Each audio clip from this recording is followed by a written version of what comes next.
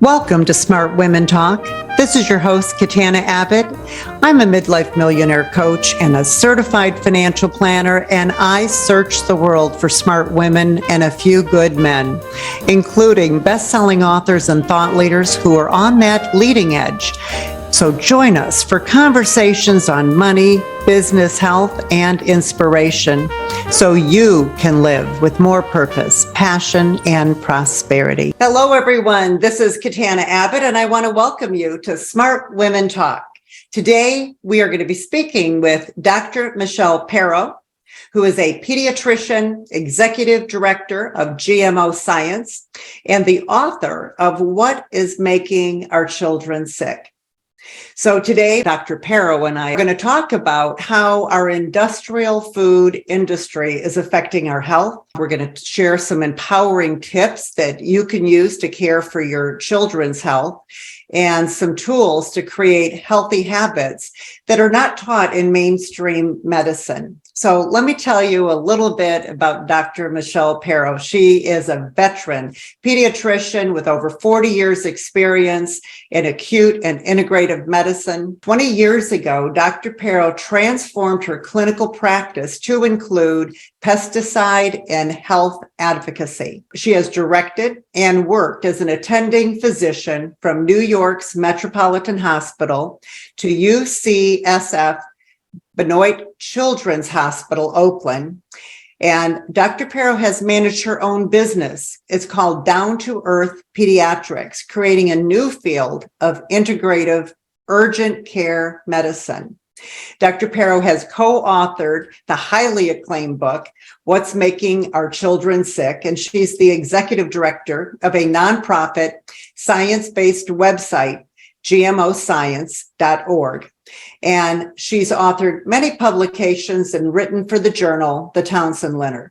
She recently launched another website on and it's called Regeneration Health International, and it's focusing on educating food as medicine and bridging that divide to regenerative farming, which is a really, really up-and-coming topic. Dr. Perro is presently working on her second book, Making Our Children Well. So welcome to Smart Women Talk, Dr. Perro. I'm so thrilled to have you here. Well, thank you for inviting me. Please call me Michelle. And gosh, I said, wow, I've been around a long time doing it's like that bio was long, but I've been at this a bit, so have some experience under my belt. Well, I think when we're going to be talking about what we're talking about today, it is really important for our audience to know that you are highly credentialed, that you have over 4 decades of experience. You've worked in residency at hospitals, and now I'd say we're both moving into our third act, and so now we're pursuing these passions. It seems, right? And you're expanding and you're doing this new work, especially like the regenerative farming and those kind of topics. So let's begin, though. I really want to find out. I'm reading your book right now. We talked a little bit before we got started, and What's Making My Children Sick. And it is so content rich. And I'm just kind of shocked because I've always been what you'd call a health nut since I was a kid. I was raised Seventh-day Adventist, so we, were raised to know about being vegetarian and being very healthy. But a couple of years ago, I started going all organic, but I had no idea why to stay away from GMOs besides there was some negative press. And so could you please tell us about, why you wrote this book, and then we'll get into a little bit more about it. Absolutely. Well, the way this book was written is I was working in the clinic, seeing lots of kids, and mostly working in the acute care setting. And I opened my own urgent care. I was practicing an integrative model that I sort of came up with because, I'm a mom, I'm creative, I'm kind of that gal, very pragmatic, down to earth, as my son actually named that clinic that I used to have. I don't have it any longer. And what started happening around the early 2000s is I started seeing an uptick in chronically ill children. And I was like, whoa, wait, what's going on? Abdominal pain, reflux, more constipation. At first, it was just gut issues, GI, gastrointestinal, but then it started kind of morphing into immunologic stuff. Asthma, atopic disease, that's eczema, allergies, and asthma. And I thought, oh, wait a second, this ain't right. Simultaneously learning about GMOs and pesticides, which was through one of the moms in the practice. It wasn't like I sort of like, hey, GMOs, this mom got me like literally locked into it. And then I realized, gosh, I can only see 10, 20 kids a day. All these kids are sick. And I was seeing so many that I said, I've got to write the book, because the pediatricians around me were like scratching their heads. No one's talking about food, and especially these industrial foods that our children were consuming every single day, 3, 4, 5, 6 times a day, depending on the age of the kid.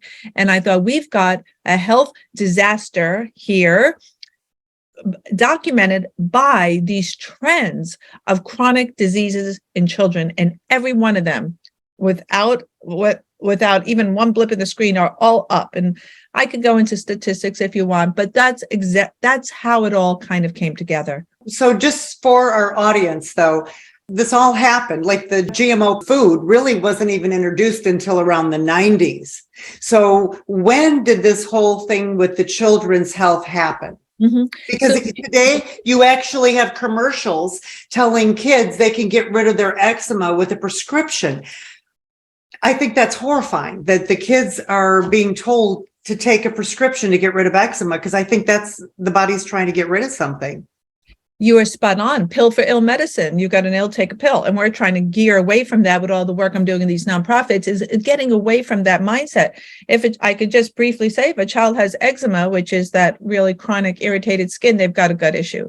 And you're right. It is the body's way expressing, because children are still very healthy and are expressing a lot of what's happening internally through the skin. So when you see that eczema, it's not benign. It goes away. But it goes deeper. It's not really a way. It manifests in other directions. So eczema should be a warning sign that the gut's not right. And about 60% of babies now have some form of eczema. So we've got a massive problem. If you just want to even just look at eczema, which is, oh yes, lather some steroid cream on and it goes away. Absolutely. I can make most of your symptoms go away. They get driven down deeper. All I'm doing is suppressing, not clearing, and getting to the root cause. So when did this whole uptick in issues happen? Was this recently, or has it been happening for a while? So we have introduced GMOs around 1996. And remember, you don't eat a GMO alone. You eat it with its associated pesticides. We call those Roundup Ready crops. And the only reason why GMOs were invented is so that when Roundup, which is a glyphosate-based herbicide, is sprayed on soy, corn, canola, there are many crops that are genetically modified now, the weeds die, but not the crop.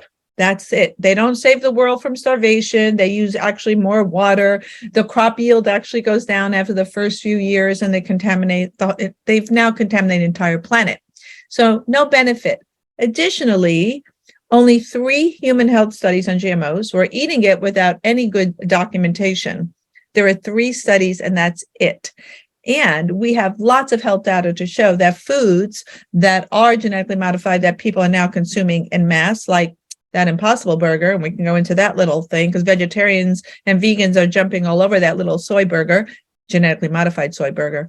Lots of problems with that. So I started seeing the uptick in chronic disease right around 2000. Okay. Because the foods that are genetically modified happen to be the foods in children's diet. Lots of corn, lots of soy. 85% of processed foods in the supermarket have soy-based lecithin. So our kids are consuming a lot of GMOs, more than adults even, and even more when you consider their size or weight. So their amount of intake is even higher. And GMOs are not benign.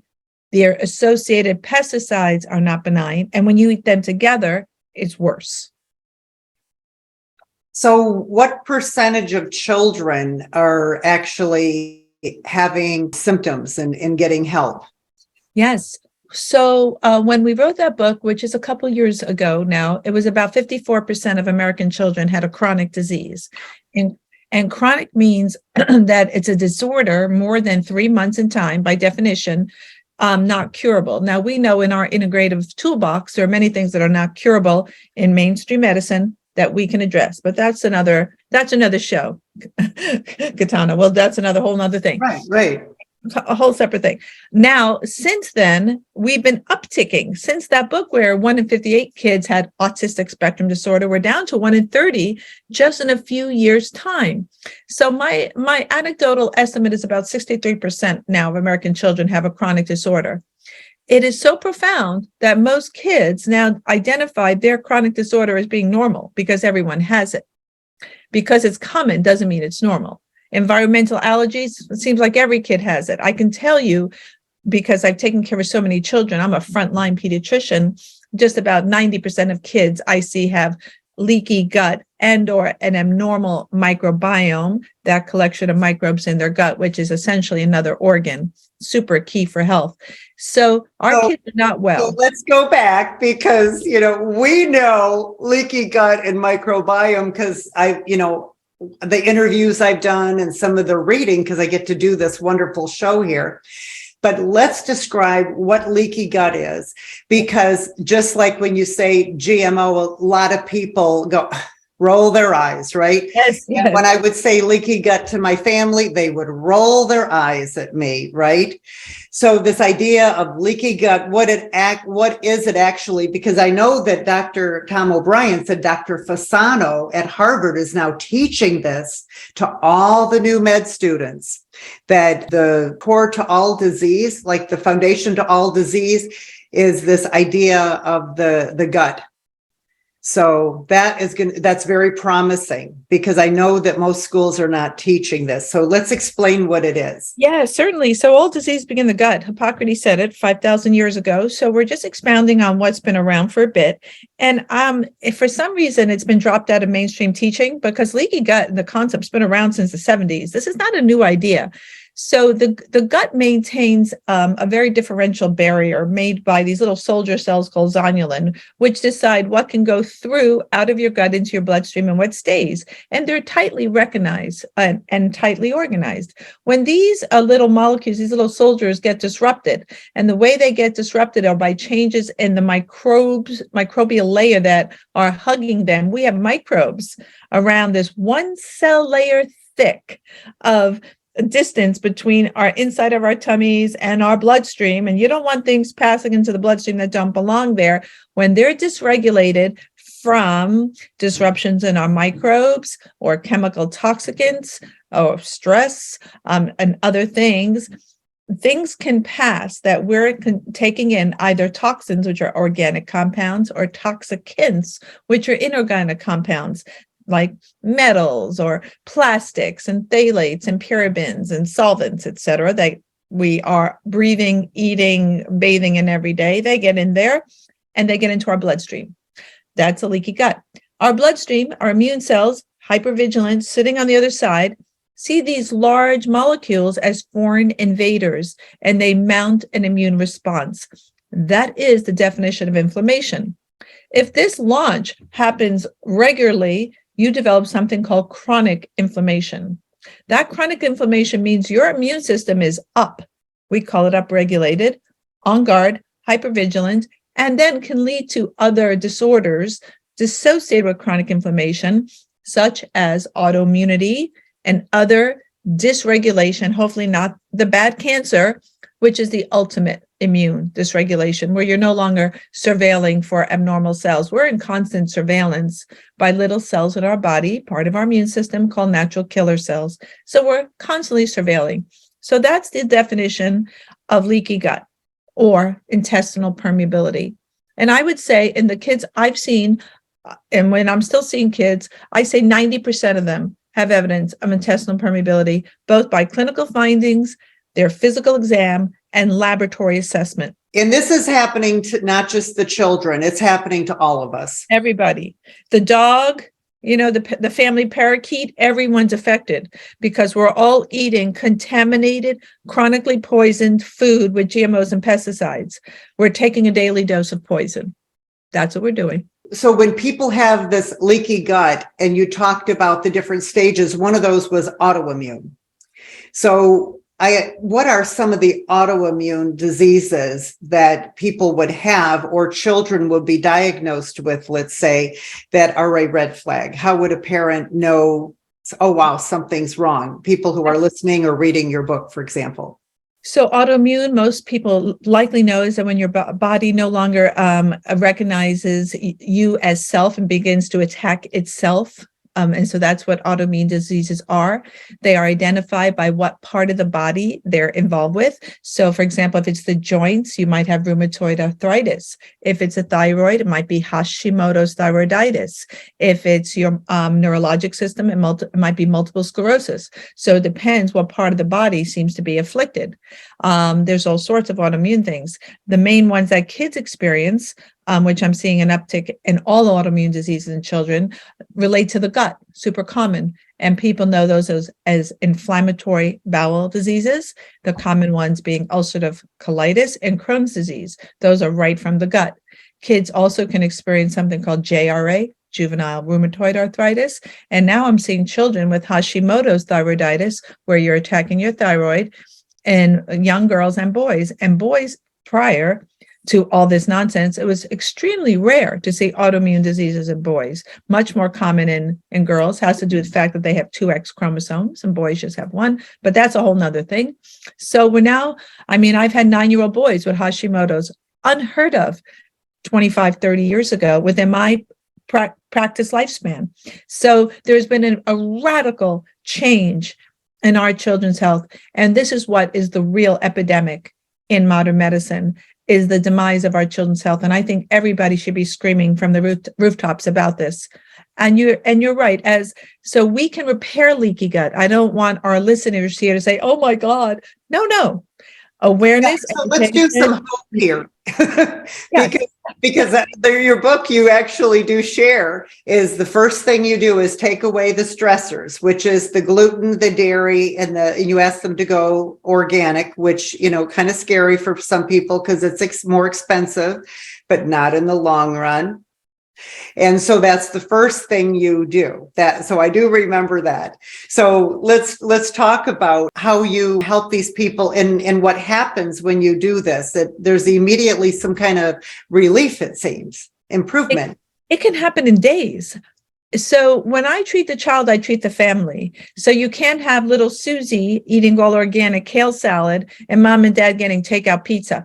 That does not work. It has to be a family switch. And it's also for the budget, but it's removing those substances in the food, which are GMOs and pesticides. And when you eat organic, they do not contain, by definition, GMOs or pesticides. That is what truly organic food is. So the whole family switches to organic. You're removing the poison, the chemical toxicants from the food, and the genetic modification from the food. Now, there is some cross-contamination from other fields, birds, water, rain. It's contaminated. The world is contaminated with glyphosate, the main ingredient in Roundup, but it's only about 5 to 9%. Now, people say it's more expensive.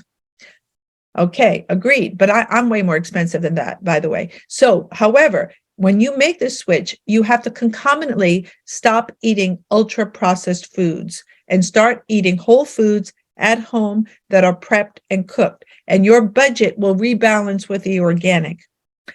Because I think 46% of Americans' incomes are spent eating out.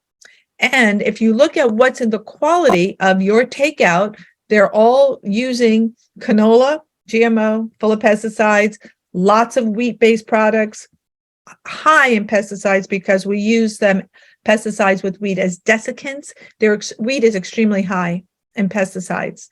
Even though wheat is not genetically modified, they're trying to genetically modify it right now up in Canada and in other places, right? And also there are other things in processed foods like preservatives that are toxic, carrageenan, xanthins. Those kill the microbiome, the organisms, those microbes in your gut.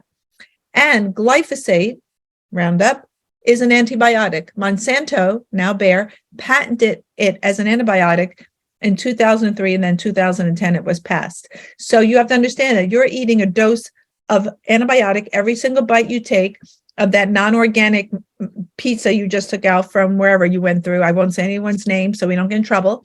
So this is what we're doing every day. So that cost of convenience is the cost to your health in terms of your microbiome, your leaky gut, and lack of nutrients. It's the trifecta. You don't get enough nutrients, your gut is impaired, and your microbiome is not only homogeneous, it lacks diversity, but the numbers are down, and it's hard to recover them once they're injured. So I wanted to tell you, I had this big breakout, the skin breakout, scared me to death. The doctor had me take an immune supplement and go gluten-free. And one of the tests she did, it showed that I had toxic level of glyphosate and parabens, which I heard you just mention. And so I had been eating a lot of wheat. I know that, and so breads, I love breads. So I completely cut that out of my diet. And in 4 months, my skin completely cleared up. No prescriptions at all. And we cook everything from scratch right now, just like you said, and it's actually fun. And I very rarely do I even want to go out to eat because I don't know what I'm ending up eating when I go out. So it is possible. But, what do you suggest for working people where the kid, you're running around and going all the time, trying to get the kids to sports and all their different activities? Because that has to be very overwhelming to think, because, I can do it, I'm here. But what is two working people and kids running every direction going to do? Yes, this is what they do. For families, most families have two working parents. And, and if you have 1, 2, 3, 4 kids. So number one is get kids in the kitchen. Why aren't kids helping with chores? When did their soccer and piano lessons, which are important, overtake them learning how to prep food, clean up after themselves, wipe down the dinner table, and do some basic cooking? So somehow we've given our children a pass. And I don't know how that developed, because I know I wasn't raised that way. My brother and I were cooking at 8 and 10 years old. And I think perhaps, we were all in the kitchen. Boys love knives. Let them chop. I have yet to see a kid cut off their finger from a knife. We have child-friendly knives too. So we get kids, you can get them as young as 3. Now they make a mess. However, 5-year-olds can definitely help prep. So children in the kitchen, all children, all genders. This is not women's work. We're all in there, number one. Number 2 is chop everything up. You've bought all your veggies, get glass containers. Notice I didn't say plastics. You got to buy glass containers. I got mine in a thrift store, like a Ross. I can just say their name, and so affordable. And Costco has a great big box with they all stack in my cabinet, and then mixing bowls that have lids, and they're all glass. I'm in love with those. Oh my God, it's so easy now, because I remember my mom was a Tupperware mom, the plastic era. We have to get off that plastic mobile. Mm-hmm. I do like plastic. Boy, it's light, it's convenient, but glass is the way to go. You have a chop day, and on your day off, you chop all your veggies, your carrots, your broccoli, your green peppers, your onions, and you put them in glass containers. Now, they're healthier when they're freshly cut, but we have to make some allowances. And then one day a week, you make your 3 basic meals for the week. You make your stew, your soup, and whatever grain or rice, whatever it is you like as your base, your carb base. Kids love carbs, whether it's going to be a potato, couscous. But think about things like quinoa and millet and non-gluten containing grains. I think quinoa is a great way to go. Buckwheat, another great grain. It's not gluten. It sounds like wheat, buckwheat, and I'll often make a buckwheat cereal. So you do all your chopping and prepping. Notice I didn't say take out. You have your basic things you can just heat up, not in the microwave. You heat them up, and then you have dinners ready. And so that's one way to do it. If you live in an area where you know your neighbors, people don't even know their neighbors, meet them, because their kids have issues too. What I had these families locally do, 3 families, all kids were gluten and dairy sensitivity. They all bought organic, and it was moms. Okay. But each mom made a meal and brought it to the other 2 houses. So they cook 2 days a week less. If you're making one tray of food in the oven, you can make 3. Once you're making a tray, you make 3. And then 2 other days of the week, you don't have to cook. Somebody prepared it for you and you just heat it up. Lastly, the crock pot is your friend. I have a crock pot. I use it 4 times a week just for my husband and I. Kids are gone. So crock pot meals, you set it up in the morning. If you go to work or you work from home or wherever your job is, you come home, someone made your dinner. So love your crock pot. They're so affordable now, easy to set up, and everything tastes delicious. Slow cooking retains more nutrients. So these are some simple tips families can do at home to get off the processed food, DoorDash, food delivery systems. And what about pressure cooker? Is that healthy? Not so much. The Instapot, Okay. everyone loves that darn Instapot. When Instapot came out, every friend of mine got one for Christmas. Mm-hmm. It's like, wait a minute, you're making beans in 45 minutes. The nutrients aren't as intense there. I've switched over to another type of cookware just recently that I'm loving, but it's titanium cookware, because the cookware you use leaches out into your food. So what you're using does matter, because heavy metal contamination matters. Okay, what about stainless steel? I think for most families, stainless steel is the way to go. Okay, and what about cast iron? Cast iron, not so much. Those, Oh God, I love it too, and it doesn't burn, and you could. Oh, I have cast iron too, because it's not just iron. And perhaps the cast iron pots of our grandparents were all iron, but now they're contaminated with other metals. okay. No, I have some that are probably 50, 100, probably 100 years old. I mean, So yours could be okay, but you have to remember you have to season your iron pots and take care of them and reseason. oh yeah.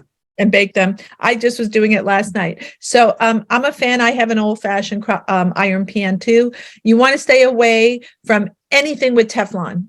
If it's smooth, get off of it immediately, because those contain PFAS, the forever chemical, which is a carcinogenic, cancer-causing, endocrine disruptor, hormones, reproductive issues, and it lasts forever.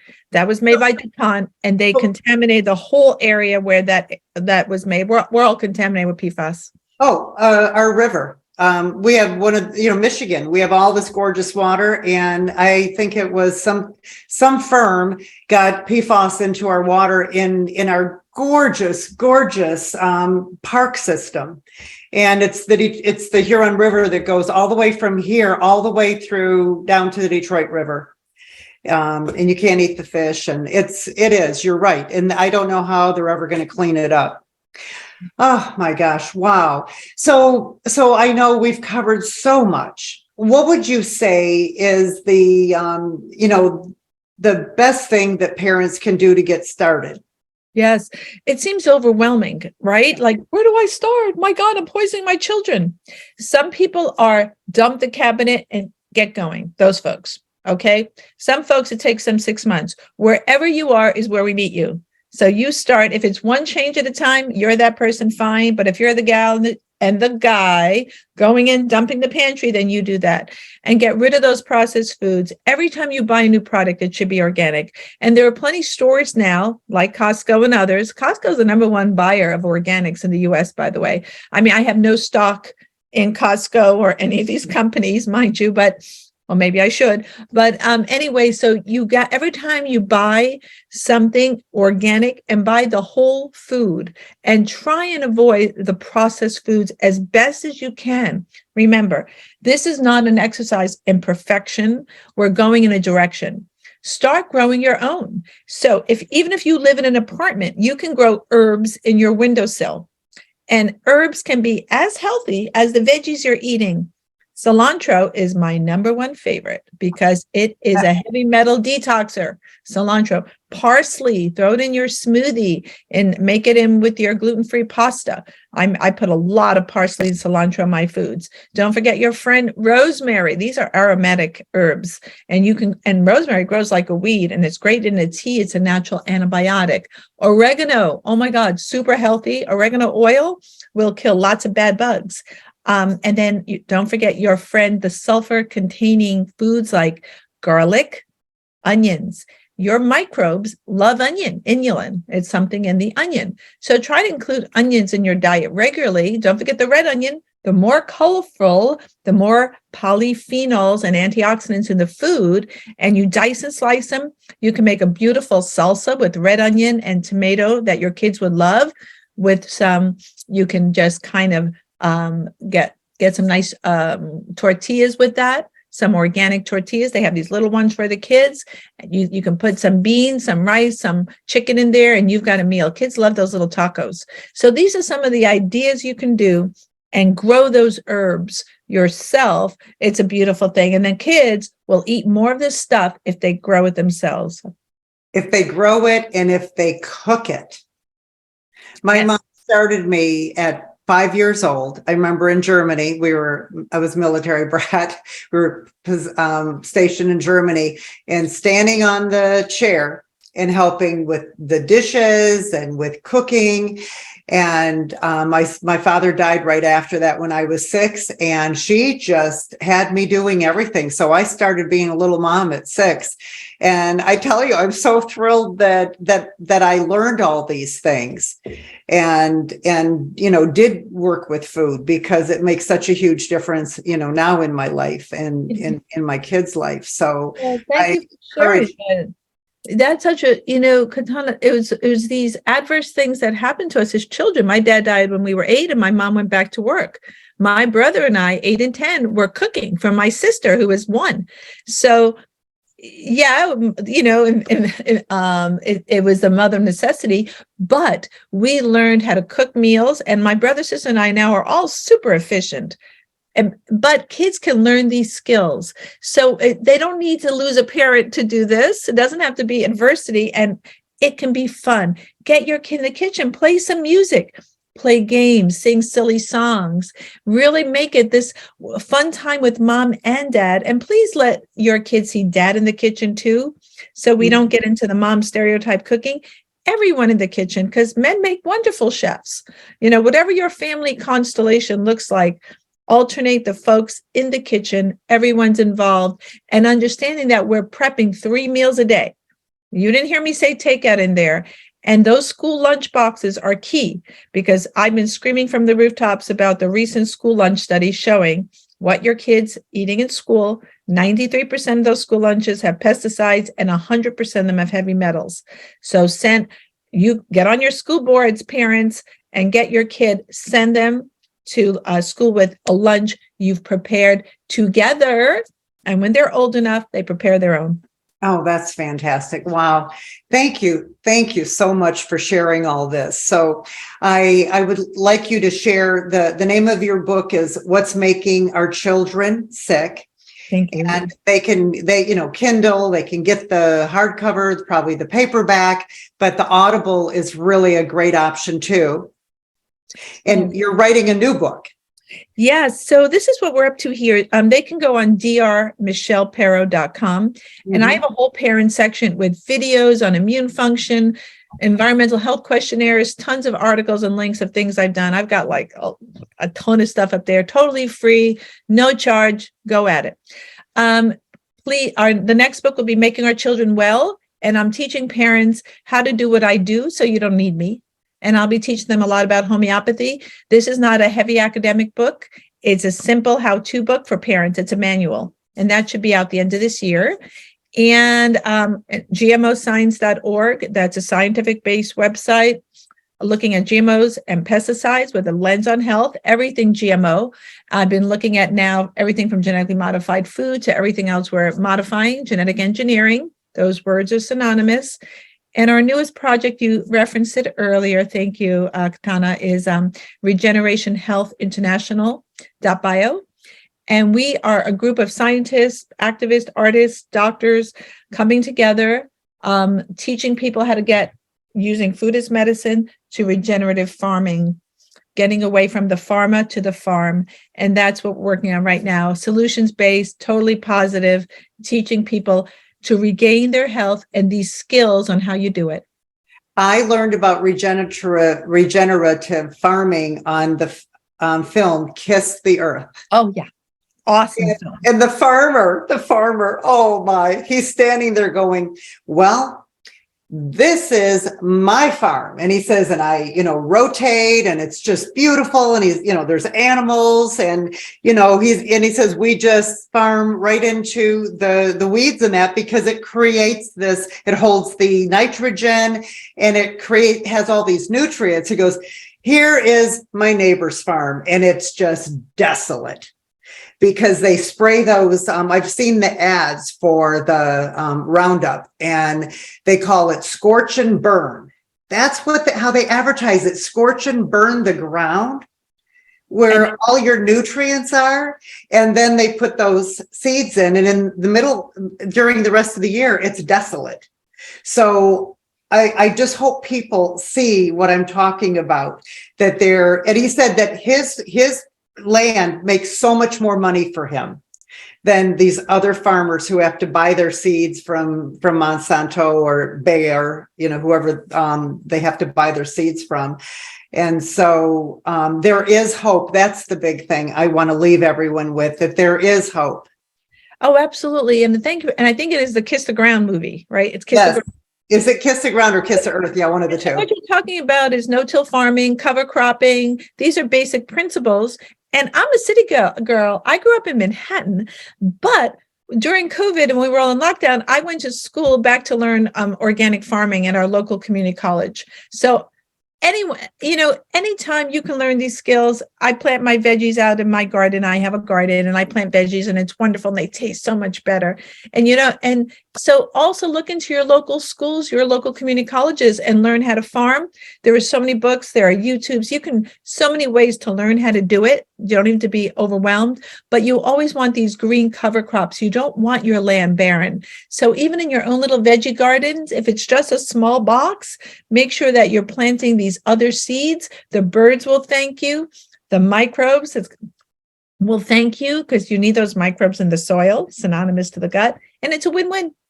Oh, how fun. Well, on that note, thank you so much for being here. It's absolutely wonderful conversation and very hopeful.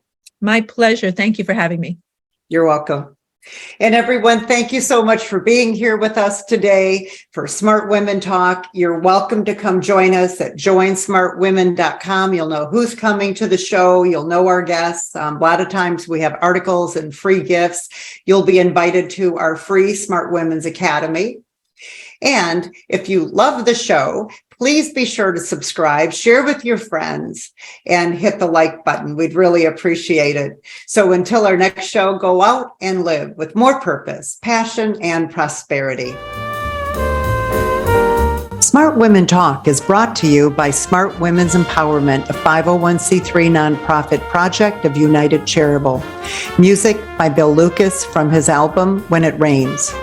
Available on Apple Music and Spotify.